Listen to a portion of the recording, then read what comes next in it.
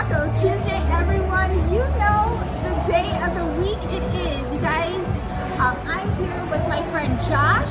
You are CEO of Insellerate, am I Correct. right? That's right. Correct. Yep. And we are at the ICE Technology Conference in Vegas. Yeah, We're Top currently, Golf. thanks Kayla. You're welcome. We're currently at Top Golf, and Josh is hosting a taco buffet, event at Top Golf. So we got our taco. You already started eating them. I Go did. ahead. I was really hungry. I had eaten all day.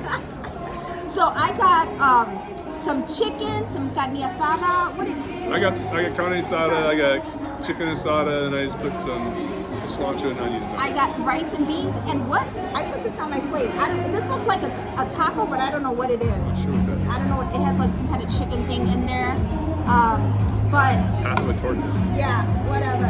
But I wanted to talk about, you guys are, I see you on LinkedIn. I'm sure you guys have seen Josh on LinkedIn as well. You are connected and collaborate a lot with Michael Hammond, who's a personal friend of mine. Tell me about what you guys are doing, because I see you out there, and tell the folks what's going on. With Insellerate, our line, typically, we practice what we preach. Right? The same thing we talk to our customers about is how you have to engage with your borrowers and say in multiple channels. That's why you'll see us on all the different channels. And you'll see us in email, and there's all these different outreaches. It's the same thing. It's how do you engage with your customers? Whether people talk about business to business to consumer, the truth is maybe business to business I do now, but it's still a consumer on the other side. It's still a person. So it all works the same. That's right. It's still relationship. It's a relationship. Right? Yeah. So it all works the same. So we even use our own software to sell our software. Look at that. I didn't know that. So so he rented a party bus to get us to get us over here, which was awesome. But I found out today Josh has some Chicago roots. Yes. Okay, you lived in Chicago for a year. For a year. Yeah. When my son was born, he was actually born in Chicago. Look at that! How awesome! 1 year. And so, tell me a little bit about, you started with your first broker shop back in how long? 2003. So you've been in it for a really long time. Yeah, and then we were seller servicer by 2005 and had Fannie and Freddie Mac tickets. Wow. So we grew rapidly. I started off when I was 22 at Loanworks, which was IndyMac Bank's first call center. Okay. So IndyMac Bank had some really impressive technology 20 years ago. So I was around technology, and I was a loan officer, and people asked me what was I averaged 44 loans a month when I left in 2003. I think that's a pretty good number. But IndyMac had the technology from the jump. They did. The average person was 13, so I still was more than the average. Okay. But I figured I could do this on my own. If I'm only half as good as I am now, or a third as good as I am now, I'm making all this commission versus some of it. So I started my first mortgage company. That was like the genesis of. And you started young, because we talked about that. Yes, I was 27, and I started building technology right away. I was a computer programmer in junior high, so it was something I enjoyed. So I started right off the bat. We started using technology and systems, and because I was at IndyMac and had great technology, I was already around systems and processes. That's how I learned. So you talk about technology, right?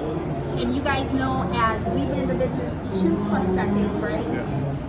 I want you to tell, because I think a lot of us that have been in the business for 20+ years, we struggle with the technology piece. We struggle with the change. The change. It's a desire to change. I'm not the only one, but thank God, I'm embracing it. I'm putting myself out there. Yeah. Tell someone who is having trouble, a little bit about embracing technology and changing, because that's how we're moving. Yeah. And if you don't move, you will be left behind. I hate to say that, but it's true. So yeah, and I think you have to think about the long term. Yeah. Right, and it's hard to go, hey, right now I have something that works for me well. And especially in the last 2 years. Any loan officer is like, I'm an all-star because I just made so much money in the last 2 years. I'm the greatest thing ever. But the truth is, you may have been good at, there's a lot of people that did really well, and it was because the volume was massive. Of course. So then now you have to say, all right, well, that's going to change. Yes, it is. And it is changing. It is changing. It is. Oh yeah. Right? And the lenders that we know that are on our platform that are very systematically driven have much lower cost of producing loans. They close loans faster, cheaper, happier customers. So they have to say, all right, I know this will give me something, in the future. So you either have to be motivated by one of two things, by some future gain or some type of immediate pain. So you can like wait until you're like losing business and go, shoot, what am I supposed to do? I got to learn something new. Or say to myself, okay, you know what? I'll let this be a gain thing. I'll get ahead of the curve. You said something, pain. Yeah. Usually when you get to that level where you're in pain and it hurts, Make there a is change. when you Do have to something. make the change. Yeah. You guys, happy Taco Tuesday, everyone. Always sending light and positivity to all. This too shall pass. If you haven't connected with Josh, please do. On LinkedIn and other social platforms, right? And you guys, eat your taco, folks. All right. Let's go ahead and take a bite. I'm going to take the steak one. Me too. It's a big bite. Eat your tacos. Bye.